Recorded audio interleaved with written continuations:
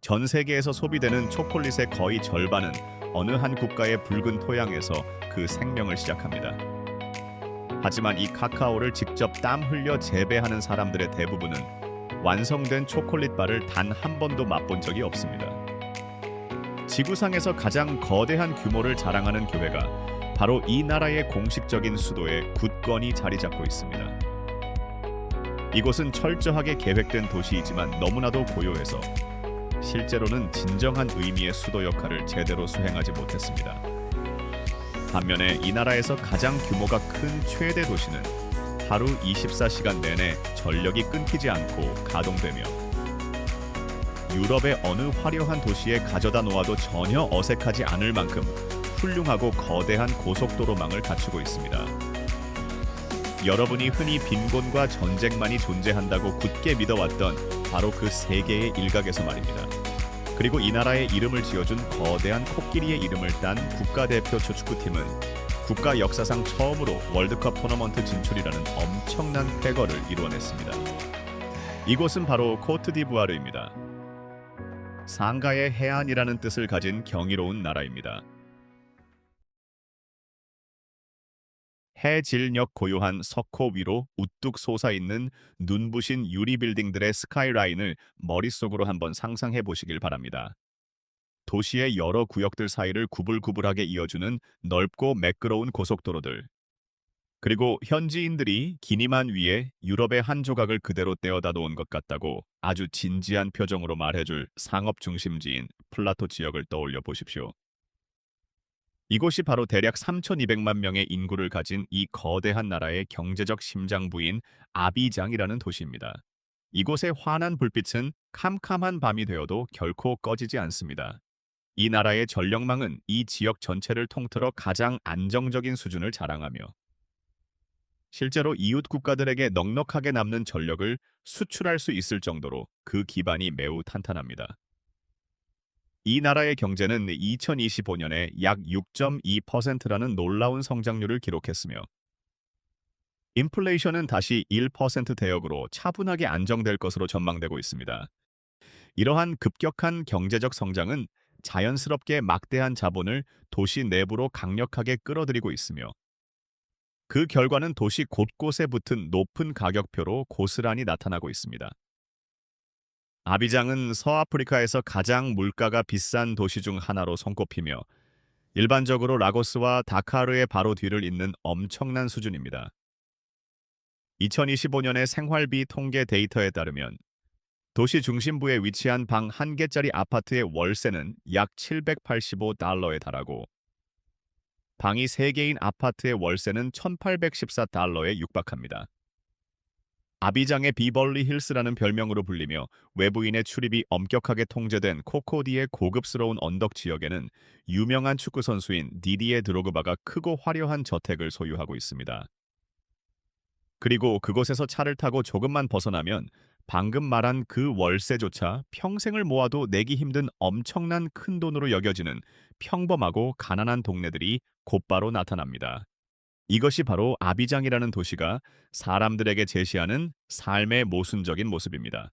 대다수의 국민들이 유럽인들이 받는 임금의 아주 작은 일부만을 간신히 벌어들이고 있는 나라에서 유럽의 물가에 육박하는 막대한 비용을 지불하며 유럽 수준의 안락함을 누리는 것입니다. 마치 눈부시게 반짝이는 웅장하고 거대한 앞문과도 같습니다.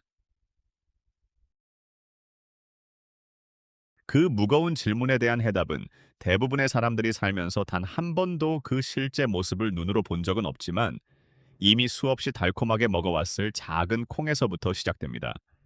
코트디부아르는 지구상에서 가장 거대한 규모의 카카오 생산국으로 2024년을 기준으로 전 세계 카카오 물량의 약 45%를 직접 땀 흘려 재배하고 있습니다. 가장 알기 쉽게 설명하자면 지구상의 그 어느 곳에서 판매되고 있는 초콜릿 바를 집어들든 그중 3분의 1에서 절반 정도는 바로 이곳의 어느 평범한 농장에서 그 생명을 처음 시작했다는 뜻입니다. 이제 그 엄청난 사실을 방금 말한 카카오를 직접 흙투성이가 되어 재배한 사람의 실제 삶과 나란히 놓고 비교해 보시길 바랍니다. 카카오를 정성껏 재배한 농부는 하루에 고작 몇 달러의 아주 적은 돈을 벌어들이며 자신이 직접 수확한 카카오 콩이 만들어낸 완성된 초콜릿바를 돈을 주고 사 먹을 여유조차 없는 경우가 너무나도 허다합니다. 초콜릿의 핵심 원료를 묵묵히 재배하는 나라는 여전히 가난에 허덕이는데 어떻게 전 세계의 다른 사람들은 이토록 풍족하게 그 달콤함을 즐길 수 있는 것일까요? 그 근본적인 이유는 이 나라가 주로 가공되지 않은 생두 상태의 카카오만을 헐값에 판매하고 그 카카오가 가진 진정한 경제적 가치와 막대한 이유는 전부 다른 선진국에서 창출되도록 내버려 두기 때문입니다. 쓴맛이 나는 생두를 달콤하고 부드러운 초콜릿으로 가공하기 위해서는 고도로 전문적인 설비가 반드시 필요하며 아주 소규모의 평범한 분쇄기조차도 그 가격이 약 26,000달러에 달합니다.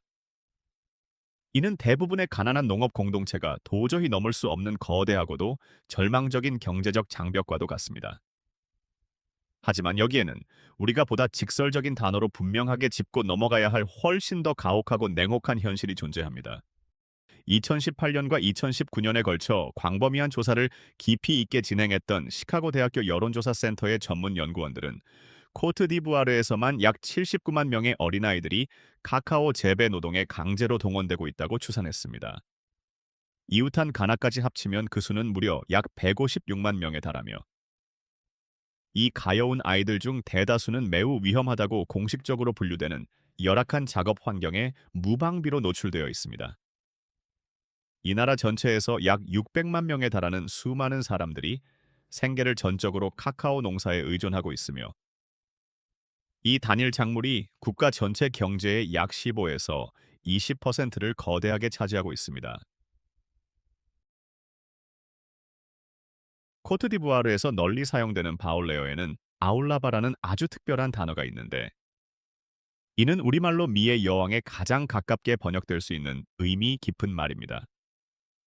아울라바가 상징하는 이상적인 아름다움의 모습은 깊고 풍만한 곡선을 가진 체격이 돋보이는 여성이며 이곳 사람들은 그 아름답고 육감적인 실루엣을 기타 모양이라고 아주 애정을 듬뿍 담아 묘사하곤 합니다.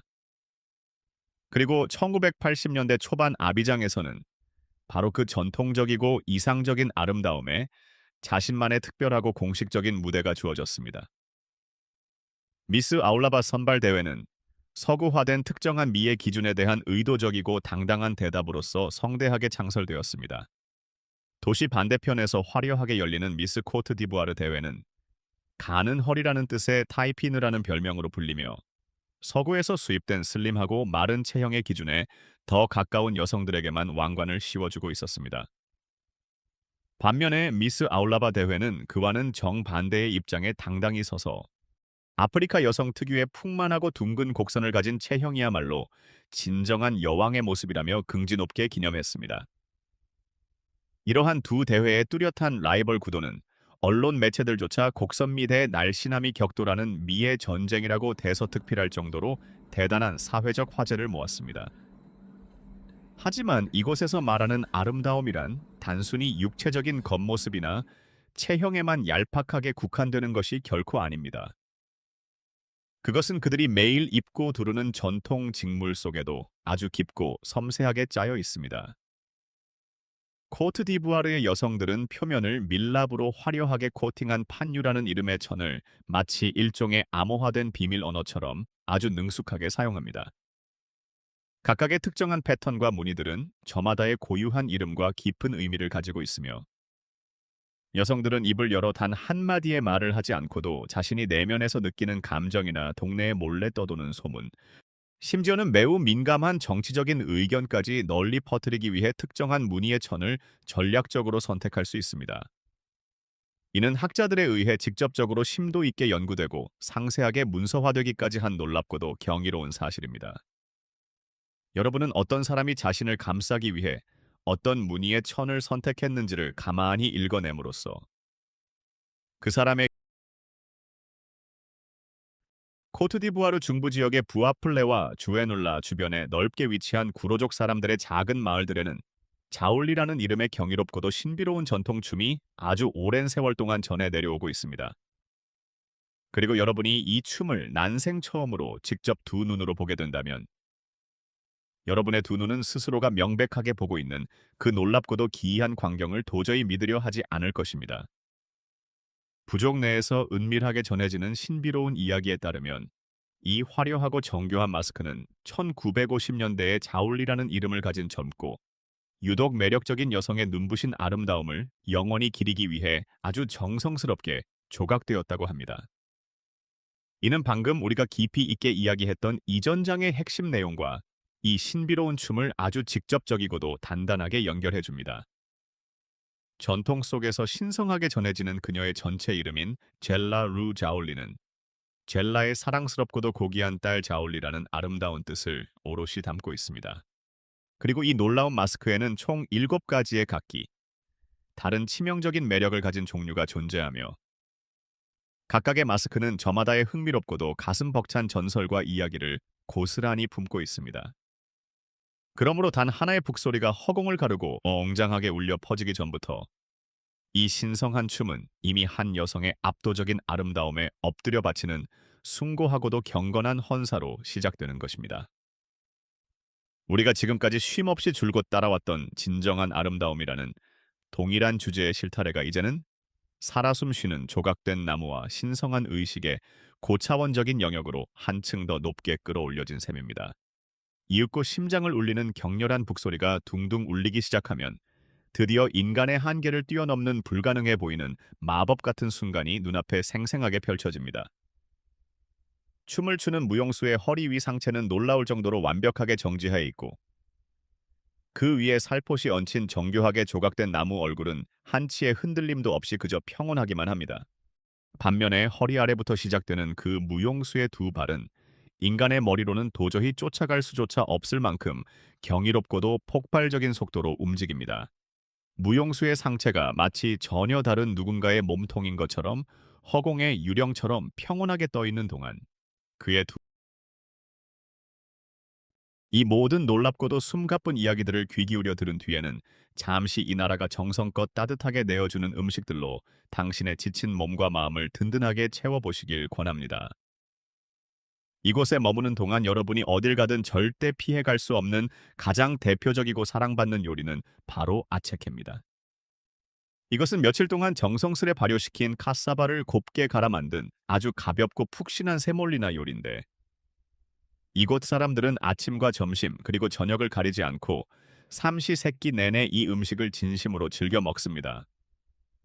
가장자리가 어두운 갈색으로 먹음직스럽게 변하며 달콤한 맛을 낼 때까지 바삭하게 튀겨낸 플랜틴 요리인 알로코를 이 아체케와 함께 곁들여 먹는다면 여러분은 이 나라 사람들의 마음을 하나로 단단하게 묶어주는 가장 완벽하고 영혼 가득한 식사를 비로소 온전하게 경험하게 되는 것입니다. 2024년 말 무렵 이 소박하고도 훌륭한 아체케는 유네스코 인류무형 문화유산 목록에 새롭고 영광스럽게 추가되었습니다.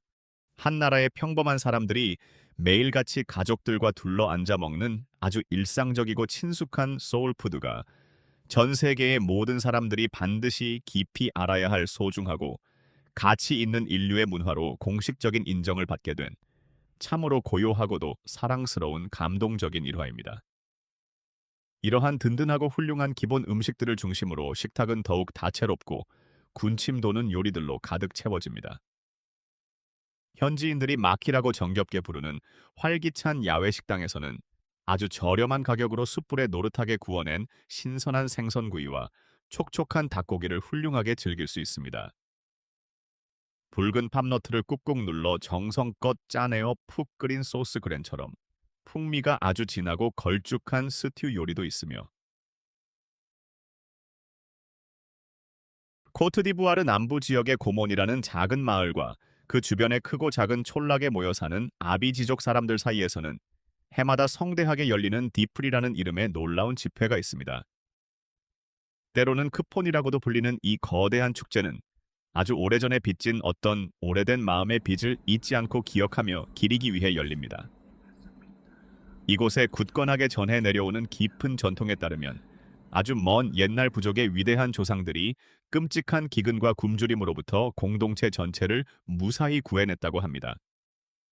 따라서 이 축제는 모두를 끔찍한 죽음의 위기에서 구해내고 살아남게 해준 선조들을 향해 여러 세대를 훌쩍 뛰어넘어 바치는 아주 거대하고 진심 어린 감사의 인사 중 하나라고 볼 수 있습니다. 이 축제가 한창 진행되는 동안 벌어지는 실제 일들을 평범하고 일상적인 단어들로 설명하기란 결코 쉽지 않은 일입니다. 성스러운 의식이 최고조에 달하게 되면 오랫동안 수련을 거친 특정한 입문자들은 아주 깊고 무의식적인 트랜스 상태에 깊숙이 빠져들게 됩니다. 이때 부족 공동체의 사람들은 세케라고 불리는 아주 자비롭고 선한 영혼들이 그 사람들의 몸속으로 직접 들어왔다라고 한 치의 의심도 없이 굳게 믿습니다. 그렇게 신내림을 받은 상태에서 그들은 결코 나약한 인간의 것이라고 볼 수 없는 초인적이고 놀라운 힘을 보여준다고 전해집니다. 그들은 스스로의 육체에 아주 날카롭고 깊은 상처를 가차 없이 낸 다음 날 달걀과 징휘한 약초들을 지식여 만든 특별한 연고를 덧발라 다시 그 부위를 감쪽같이 닫아버립니다. 그리고 여러분이 상식적으로 당연히 예상할 만한 그 어떤 끔찍한 흉터나 고통의 흔적도 전혀 없이 아무렇지도 않게 그 자리를 뚜벅뚜벅 걸어나갑니다. 저는 도대체 이 신비로운 마법이 어떤 과학적 원리로 정교하게 작동하는지 여러분에게 낱낱이 파헤쳐 설명하지는 않을 것입니다. 왜냐하면 이곳에서 이 굳건한 믿음을 안고 살아가는 사람들에게는 이것이 그저 헛된 환상이 아니라 너무나도 생생하고 명백한 실제 현실로서 매일같이 경험되고 있다는 것이 가장 솔직하고 정확한 정답이기 때문입니다. 단순히 현대적인 논리로 해명하고 무시해버리는 것보다는 그들의 진실한 믿음 자체를 진지하게 받아들이고 깊이 존중하는 편이 훨씬 더 가치 있는 일입니다. 여기서 북쪽 지역에 널리 퍼져 살아가는 세누 포족 사람들은 이 아름다운 해안 지역에 세워진 그 어떤 화려한 교회나 웅장한 이슬람 사원들보다도 훨씬 더 오래되고 깊은 역사를 가진 토착 신앙을 여전히 소중하게 간직하고 있습니다. 그리고 그들은 그 성스러운 믿음을 주로 깊고 울창한 나무들 사이에 은밀하게 품어두고 있습니다. 그들이 살아가는 드넓은 영토, 곳곳에서는 외부 이방인의 출입이 엄격하게 금지된 신성한 숲이라고 불리는 특별한 숲과 숲풀들을 흔하게 발견할 수 있습니다. 바로 그 은밀하고 성스러운 공간 안에서 부족의 어린아이들은 기나긴 통과 의례의 과정을 엄숙하게 시작하게 되며 어떤 아이들은 7살 무렵이라는 아주 어린 나이부터 이 보이지 않는 영적인 세계에 대한 진지한 배움을 두려움 속에서 시작하기도 합니다. 이곳에서 지식이라는 것은 결코 누구에게나 거저 주어지는 흔하고 가벼운 것이 아닙니다. 그것은 고요하고 짙은 숲속에서 아주 느리고 고통스러운 과정을 거쳐 스스로 쟁취해야만 하는 것이며 오직 선택된 자들에 의해서만 비밀스럽게 지켜진다는 바로 그 사실 때문에 비로소 세상에서 가장 성스러운 것으로 대우받습니다. 완벽하게 외부와 차단된 그 미지의 영적 세계에서부터 볼로예라는 이름의 신비롭고도 맹렬한 표범춤이 탄생하여 마침내 세상 밖으로 나옵니다. 이 춤은 혹독한 성인식 과정을 무사히 통과하고 그 영적인 비밀을 온전히 전수받은 사람들에 의해서만 독점적으로 엄숙하게 공연되며 오직 그들만이 이 춤을 추고 신성한 음악을 연주할 수 있는 특별하고도 유일한 자격을 갖게 됩니다. 세누포족 사람들 역시 다양하고 정교한 나무 마스크를 정성껏 조각하는데 그 중에서도 거대한 코뿔새의 형상으로 화려하게 장식된 마스크가 가장 대표적입니다. 그들은 이 거대한 새를 위대한 조상들의 영혼, 그리고 대지의 풍요로운 다산과 깊이 연결지어 열렬하게 숭배합니다. 또한 그들 중 영적인 능력을 타고난 주술사들은 우리와 같 이 나라의 공식적인 수도인 야무스크로에는 무려 158m 높이로 서아프리카의 하늘을 향해 우뚝 솟아있는 옅은 색의 돌과 아름다운 스테인드 글라스로 장식된 거대한 돔이 자리 잡고 있습니다. 이 건축물은 바로 평화의 성모 바실리카이며 로마에 있는 성 베드로 대성당보다도 더 높은 높이를 자랑합니다. 기네스 세계 기록은 약 3만 제곱미터에 달하는 엄청난 전체 면적을 기준으로 이 성당을 세계에서 가장 큰 교회로 공식 등재하고 있습니다. 하지만 이 화려한 기록에는 이 나라의 현지인들이라면 누구나 짚고 넘어갈 만한 솔직한 각주가 하나 달려 있습니다. 그 거대한 면적 안에는 순수한 예배 공간뿐만 아니라 사제관과 넓은 별장까지 모두 포함되어 있다는 사실입니다. 실제 내부 예배당의 크기나 수용 인원을 따져보면 성 베드로 대성당이 훨씬 더 거대하여 약 6만 명을 수용할 수 있는 반면 이 바실리카의 수용 인원은 대략 18,000명 정도에 그칩니다. 이제 이 거대한 건축물이 도대체 어디에 세워져 있는지를 가만히 살펴보시길 바랍니다. 왜냐하면 진짜 놀라운 미스터리는 바로 그 위치에 있기 때문입니다. 야무스크로는 1983년에 공식적인 정치적 수도로 지정되었지만 대통령 집무실과 국회, 그리고 모든 외국 대사관들은 여전히 이전 수도인 아비장에 그대로 남아 있습니다. 즉, 이곳은 진정한 의미의 수도가 되지 못한 채 텅 빈 상태로 남겨진 계획 도시이며 그 적막한 도시의 한가운데의 지구상에서 가장 거대한 교회가 거의 침묵에 잠긴 채 우뚝 서 있는 것입니다. 이 거대한 성당은 이 나라의 초대 대통령이었던 펠릭스 우프의 부하니가 자신의 고향 마을 근처에 직접 지시하여 건설했으며 1990년 9월 10일에 교황 요한 바오로 2세가 직접 방문하여 성대하게 축성했습니다. 이 건축물에 들어간 막대한 비용을 두고 지금까지도 치열한 논쟁이 끊이지 않고 있는데 추정 야무스크르의 대통령 궁에서 아주 조금만 걸어가면 현지인들이 카이만의 호수라고 부르는 잔잔한 물가가 나오는데 이곳에는 무려 300마리 안팎의 악어들이 무리를 지어 살고 있습니다. 전해지는 흥미로운 이야기에 따르면 첫 번째 악어들은 1961년 무렵갓 독립한 말리의 초대 대통령이었던 모디보 케이타가 우정의 상징으로 보낸 특별한 선물이었습니다. 우프에부아니 대통령은 이 악어들을 너무나도 진지하고 각별하게 여긴 나머지 무리 중에서 가장 몸집이 거대한 악어들에게 사령관이나 대위와 같은 실제 군대 계급까지 정식으로 부여했다고 전해집니다. 매일 저녁이 되면 전담 사육사가 마치 경건한 종교 의식을 치르듯 쩍 벌린 악어들의 거대한 턱 안으로 신선한 닭고기를 던져주었고 사람들은 점차 이 무시무시한 동물들을 국가 그 자체를 지키는 신성한 수호자로 우러러보기 시작했습니다. 그렇다면 왜 하필 악어에게 그토록 막중한 역할을 맡긴 것일까요? 그것은 이 나라의 권력이 오래전부터 건국자의 신화와 아주 깊고 단단하게 묶여 있기 때문입니다. 국가를 세운 위대한 인물이 직접 그 자리에 가져다 놓은 동물, 그리고 어떤 혹독한 환경에서도 끈질기게 살아남는 그 강인한 동물이 곧 이 국가 또한 영원히 살아남을 것이라는 살아있는 상징이 된 것입니다. 하지만 아무리 수호자라 할지라도 야생의 본능은 결코 사라지지 않습니다. 약 36년이라는 긴 세월 동안 이 악어들을 정성껏 돌보았던 디코 토케라는 이름의 사육사는 2012년에 약 70세의 나이로 자신이 돌보던 악어에게 안타깝게 목숨을 잃고 말았습니다. 그가 악어들의 사진을 찍기 위해 가까이 다가간 순간 대위라는 계급을 가진 거대한 악어가 그를 물속으로 무자비하게 끌고 들어간 것입니다. 게다가 이 어두운 호수가 과거에 단지 닭고기만을 삼킨 것은 아니라는 훨씬 더 오래되고 섬뜩한 소문들도 존재하지만 그것은 공식적인 기록이 아닌 그저 입에서 입으로 떠도는 어두운 소문으로만 남아 있습니다. 지금까지 들려드린 이 모든 놀라운 이야기들 중에서 여러분이 가장 믿기 힘든 사실은 과연 무엇입니까? 아래에 자유롭게 여러분의 생각을 남겨주시길 바랍니다.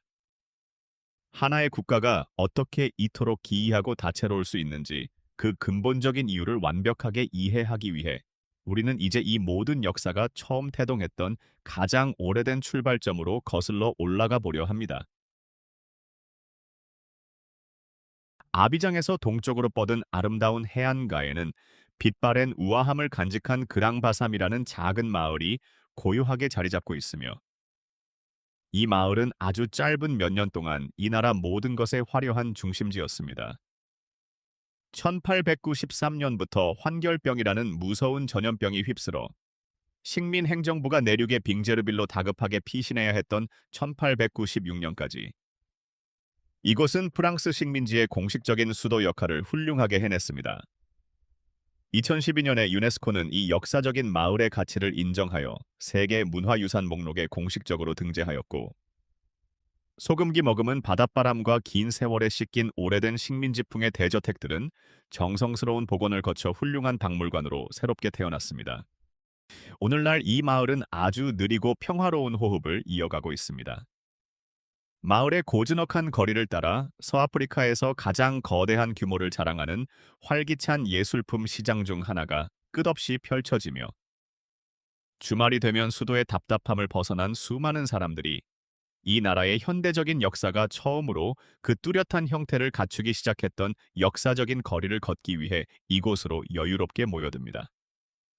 사람들은 종종 이곳을 아프리카의 베니스라는 낭만적인 이름으로 부르기도 하지만, 그것은 지리적인 유사성보다는 애정이 듬뿍 담긴 상징적인 표현이므로 그저 가벼운 미소와 함께 받아들이시면 됩니다. 그랑바삼은 또한 서구인들의 귀를 의심하게 만들 만큼 아주 파격적이고 놀라운 전통의 무대이기도 합니다.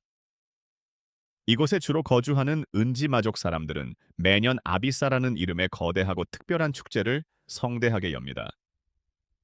이 축제는 대중적인 용서와 화해를 위한 아주 성대한 의식인데, 왕이 화려하게 행진하는 동안 평범한 일반 백성들에게 1년 중 단 한 번, 왕을 포함한 그 누구라도 공개적으로 매섭게 비판할 수 있는 특별한 권리가 주어집니다. 아비장의 맑은 하늘 위로 분주하게 움직이는 수많은 타워 크레인들과 야무스크로에 세워진 거대한 건축물들의 화려한 기록들에도 불구하고, 여러분이 지금까지 경이롭게 바라보았던 이 나라의 경제적 안정은 정작 그것을 누리고 있는 수많은 젊은 세대들의 나이보다도 그 역사가 훨씬 짧습니다. 이 나라는 2011년 무렵에 가장 끔찍하게 최고조에 달했던 잔혹한 내전을 온몸으로 힘겹게 겪어냈으며, 그 비극적인 과정에서 100만 명이 훌쩍 넘는 무고한 사람들이 사랑하는 집을 버리고 피난길에 올라야만 했습니다. 폭풍이 지나간 뒤에 찾아온 기적 같은 평온함은 떠나갔던 막대한 투자금과 거대한 기업들, 그리고 다국적 본사들을 다시 이 땅으로 강력하게 불러들였습니다. 하지만 이 눈부신 부흥은 아직 사람들의 뇌리에서 전혀 지워지지 않은 아프고 생생한 기억들 위에 아슬아슬하게 세워져 있습니다. 이곳의 정치 현실은 그들만의 짙고 무거운 그림자를 여전히 길게 드리우고 있습니다. 2025년 10월에 치러진 선거에서 당시 83세였던 알라산 우아타라 대통령은 대략 50%라는 저조한 투표율 속에서도 무려 89.77%라는 압도적인 득표율을 기록하며 네 번째 연임에 성공했습니다. 이 결과는 그의 가장 강력했던 두 명의 정치적 라이벌들이 투표지에 이름조차 올리지 못한 채 철저하게 배제된 이후에 나온 것입니다. 로랑 그바그보는 형사 유죄 판결을 이유로, 그리고 티잔티암은 프랑스 국적 보유라는 민감한 문제를 이유로 출마가 막혔으며, 이 모든 정치적 소용돌이의 이면에는 과연 한 명의 대통령이 두 번을 초과하여 국가를 통치하는 것이 옳은가에 대한 길고도 깊은 논쟁의 그림자가 무겁게 깔려 있습니다. 또한 불안 요소는 국경 밖에서도 거세게 밀려오고 있습니다. 오랫동안 사헬지대를 집어삼켰던 끔찍한 분쟁과 혼란이 이제 서서히 이 나라의 북쪽 지역으로까지 그 치명적인 마술을 뻗치고 있습니다. 2025년 8월, 테히니 지역의 디피타에서 발생한 끔찍한 공격으로 4명의 무고한 민간인이 목숨을 잃었는데, 이는 부르키나파소에서부터 남쪽으로 점차 세력을 확장하고 있는 거대한 무장 반군 단체들의 위협적인 움직임을 보여주는 명백하고도 두려운 신호입니다. 이 나라의 남서쪽 깊은 곳에는 서아프리카 전체를 통틀어 마지막으로 남은 광활하고 위대한 원시 열대우림인 타이 국립공원이 거대하게 펼쳐져 있습니다.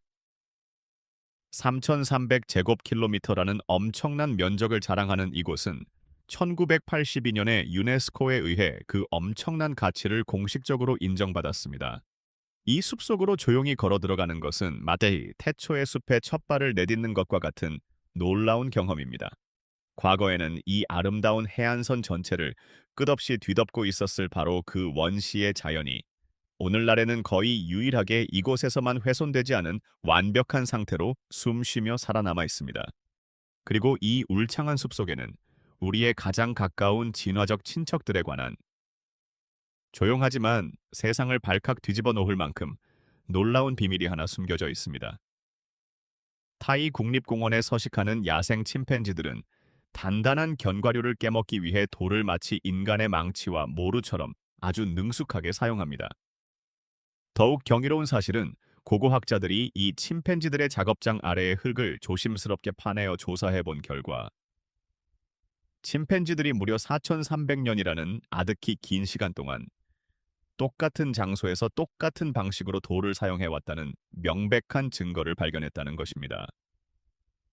2007년에 동료 학자들의 엄격한 검토를 거쳐 공식적으로 발표된 이 놀라운 연구 결과는 인간이 아닌 다른 생명체가 도구를 사용한 가장 오래된 역사적 기록으로 굳건히 자리 잡았습니다.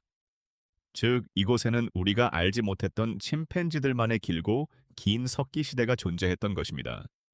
하지만 이토록 생명력 넘치는 국립공원 역시 이 나라 전체에 꿰매어져 있는 것과 동일한 어두운 그림자를 안타깝게도 공유하고 있습니다.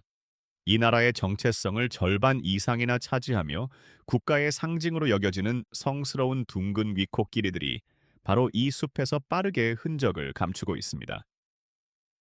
한때 1979년 무렵에는 약 1,800마리에 달했던 코끼리의 개체 수는 2001년 즈음에는 고작 100마리 남짓으로 처참하게 급감하고 말았습니다.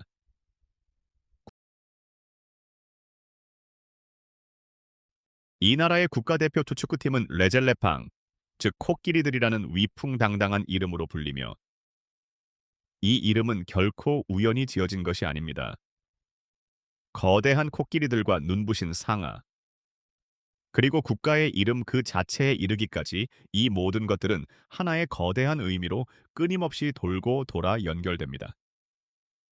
다만 달라진 것이 있다면 과거의 코끼리가 외부로 처참하게 빼앗기고 수탈당하던 슬픈 존재였다면 이제 그 이름은 국민들의 가슴 속에 가장 뜨거운 긍지와 자부심으로 굳건히 자리 잡았다는 사실입니다. 2년 전만 해도 그 긍지는 감당하기 힘들 정도로 처참하게 무너져 내리는 듯했습니다. 2024년 최조국에서 성대하게 개최된 아프리카 네이션스컵에서 국가대표팀은 초반에 너무나도 부진한 모습을 보였고 성난 축구 팬들은 그들을 좀비 코끼리라고 조롱하기까지 했습니다. 조별 리그에서 적도 기니에게 4대 0이라는 충격적인 점수로 대패한 직후 대회 중간에 감독이 돌연 경질되는 초유의 사태까지 벌어졌습니다. 하지만 그 절망의 밑바닥에서 죽었던 코끼리들이 다시 기적처럼 일어났습니다. 그들은 피 말리는 토너먼트에서 치열하게 싸우며 차례로 강호들을 격파했고 마침내 2024년 2월 조국의 관중들이 지켜보는 홈구장에서 열린 결승전에서 강적 나이지리아를 2대1로 극적으로 꺾고 우승 트로피를 들어올렸습니다. 이는 2006년 이집트 이후 개최국이 우승을 차지한 최초의 놀라운 사건이었으며 코트디부아르 축구 역사상 1992년과 2015년에 이은 세 번째 위대한 대륙 재패였습니다.